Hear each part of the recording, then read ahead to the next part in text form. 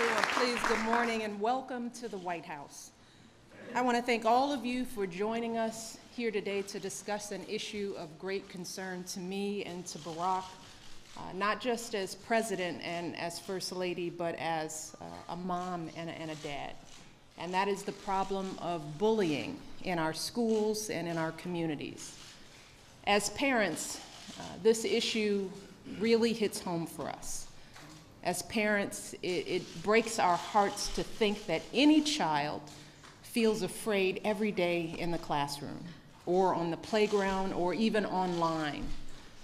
It breaks our hearts to think about any parent losing a child to bullying or just wondering whether their kids will be safe when they leave for school in the morning. And as parents, Barack and I also know that sometimes, maybe even a lot of the time, it's really hard for parents to know what's going on in our kids' lives. We don't always know because they don't always tell us every little detail. We know that from Sasha. Sasha's response is, "What happened at school today?" "Nothing." That's it. It's like, well, we're taking you out of that school. So as parents, we know we need to make a real effort to be engaged in our children's lives, to listen to them and be there for them when they need us. We need to get involved in their schools and in their activities so that we know what they're up to, both in and out of the classroom. And when something is wrong, we need to speak up and we need to take action. That's just what Jackie Knight did. She's a mom from Moore, Oklahoma, who's here with us today. We got a chance to spend some time with her before, but when her child was bullied, she got together with other parents and planned community meetings where parents and students could share their stories. They also held meetings for the public to raise awareness about bullying. And they've been meeting with the school board and superintendent to discuss steps that they can take to keep their kids safe. But parents aren't the only ones who have a responsibility.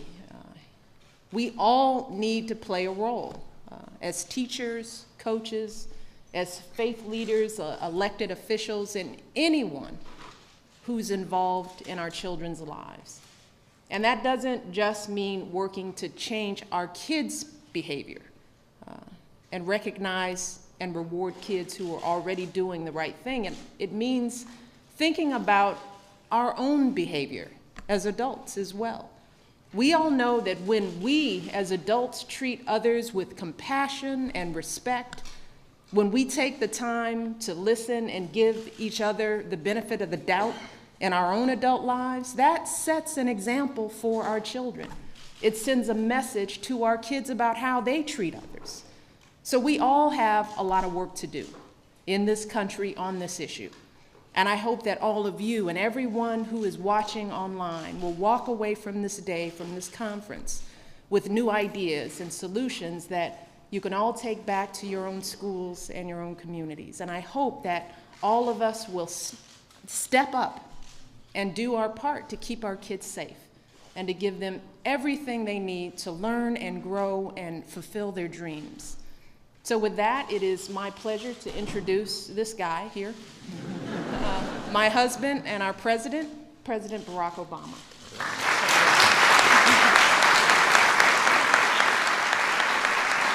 Thank you. Thank you, everybody. Thank you. Thank you, everybody. Thank you. Well, welcome to the White House. I want to thank Michelle for her introduction and for marrying me and for putting up with me.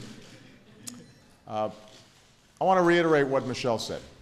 You know, preventing bullying isn't just important to us as President and First Lady, it's important for us as parents. It's something we care deeply about. We're joined here by several members of Congress who've shown real leadership in taking up this cause. We've got a number of members of my administration with us today who are going to help us head up the efforts that come out of the White House on this issue. And I want to point out Judge Catherine O'Malley, the First Lady of Maryland. She is right here. Catherine.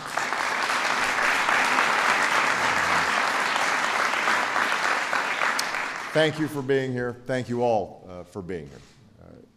You have a chance to make an enormous difference, and you already have. Bullying isn't a problem that makes headlines every day, but every day it touches the lives of young people all across this country.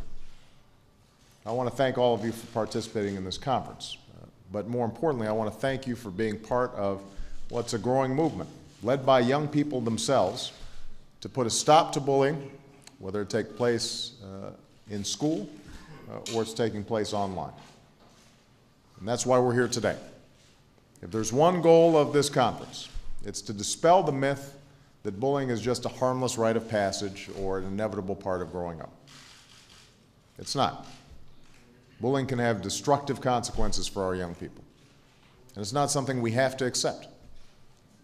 As parents and students, as teachers and members of the community, we can take steps, all of us, to help prevent bullying and create a climate in our schools in which all of our children can feel safe, a climate in which they all can feel like they belong. As adults, we all remember what it was like to see kids picked on in the hallways or in the schoolyard, and I have to say, with big ears and the name that I have, I wasn't immune. I didn't emerge unscathed. But because it's something that happens a lot, and it's something that's always been around, sometimes we've turned our blind eye to the problem. We've said, yeah, kids will be kids. And so sometimes we overlook the real damage that bullying can do, especially when young people face harassment day after day, week after week. So consider these statistics. A third of middle school and high school students have reported being bullied during the school year. Almost 3 million students have said they were pushed, shoved, tripped, even spit on. It's also more likely to affect kids that are seen as different, whether it's because of the color of their skin, the clothes they wear, the disability they may have, their sexual orientation.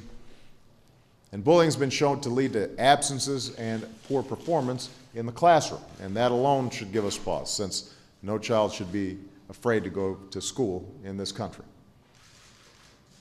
Today, bullying doesn't even end at the school bell. They can follow our children from the hallways to their cell phones to their computer screens. And in recent months, a series of tragedies has drawn attention to just how devastating bullying can be. We have just been heartbroken by the stories of young people who endured harassment and ridiculed day after day at school and who ultimately took their own lives. These were kids brimming with promise. Kids like Ty Field, kids like Carl Walker Hoover, who should have felt nothing but excitement for their future. Instead, they felt like they had nowhere to turn. As if they had no escape from taunting and bullying. It made school something they feared. I want to recognize Ty's mom and dad who are here today, Carl's mother and sister who are here today. They've shown incredible courage as advocates against bullying in memory of the sons and the brother that they've lost. And so we're so proud of them, and we're grateful to them for being here today.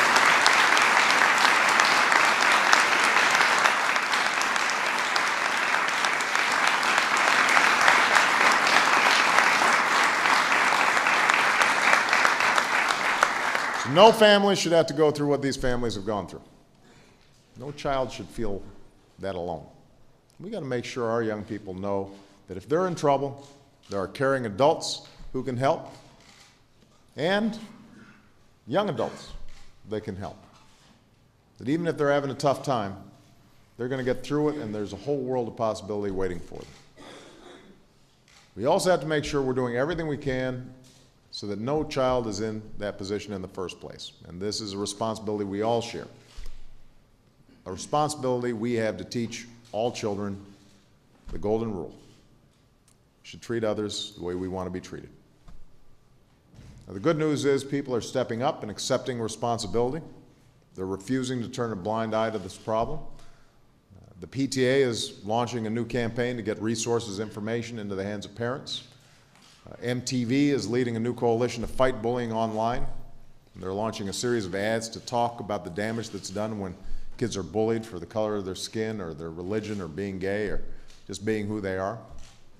Others are leading their own efforts here today. And across the country, parents and students and teachers at the local level are taking action as well. They're fighting not only to change rules and policies, but also to create a stronger sense of community and respect in their schools. Joining this conference today is a young man I just had a chance to meet, Brandon Green from Rhode Island. Brandon's 14 years old. Back in 6th grade, when he was just a kid, he did a class project on bullying. Now, 2 years later, it's a school-wide organization with 80 members. And they do monthly surveys in their school to track bullying rates. And what they realized is that stopping bullying isn't just about preventing bad behavior, it's also about working together and creating a positive atmosphere. So Brandon and his fellow committee members are now also doing activities like coat drives and community service at their school. And that's making a real difference. So we're very proud of Brandon for the great work he's doing.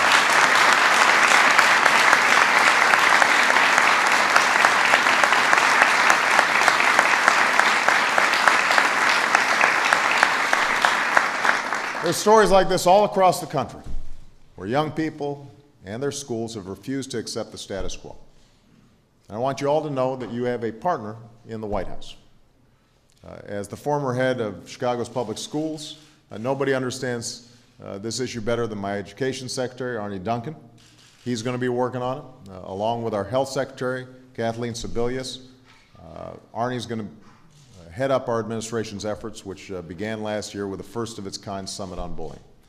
And we're also launching a new resource called stopbullying.gov, which has more information for parents and for teachers. And as part of our education reform efforts, we're encouraging schools to ask students themselves about school safety and how we can address bullying and other related problems. Because, as every parent knows, sometimes the best way to find out what's happening with our kids is to ask. Even if you have to, if it's in the case of Sasha, you have to keep on asking. Now, as adults, we can lose sight of how hard it can be sometimes to be a kid. And it's easy for us to forget what it was like to be teased or bullied. But it's also easy to forget the natural compassion and the sense of decency that our children display each and every day when they're given a chance. A couple other young people that I just had a chance to meet, Sarah and Emily Booter, who are here from California. They're right here next to the First Lady. And Sarah and Emily, they read a story about a girl named Olivia in a nearby town. There's a girl they didn't know who had faced a lot of cruel taunting in school and online because she had an epileptic seizure in class. So they decided to write Olivia a letter and ask their friends to do the same. They figured they'd send Olivia about 50 letters. But in the months that followed, thousands and thousands of letters poured in from every corner of the country. It really tapped into something. A lot of the letters were from young people. And they wanted to wish Olivia well and let her know that somebody out there was thinking about her. And let her know that she wasn't alone.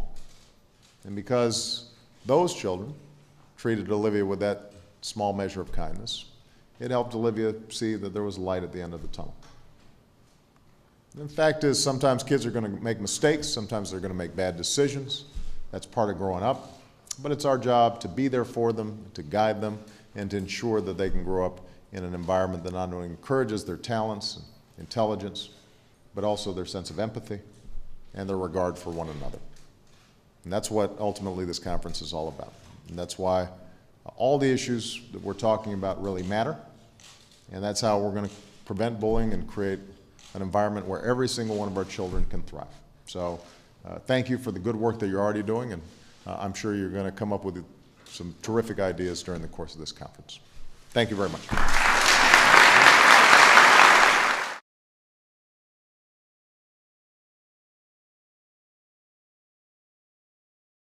Feels afraid every day in the classroom or on the playground or even online.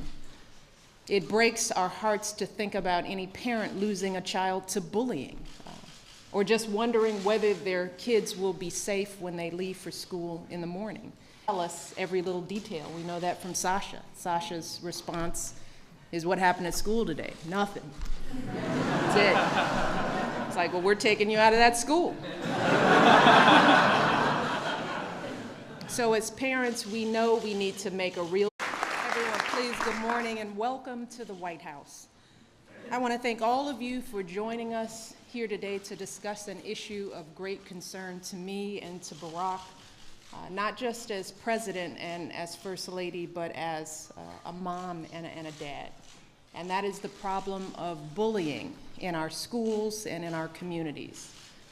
As parents, this issue really hits home for us. As parents, it breaks our hearts to think that any child, and as parents, Barack and I also know that sometimes, maybe even a lot of the time, it's really hard for parents to know what's going on in our kids' lives. We don't always know because they don't always tell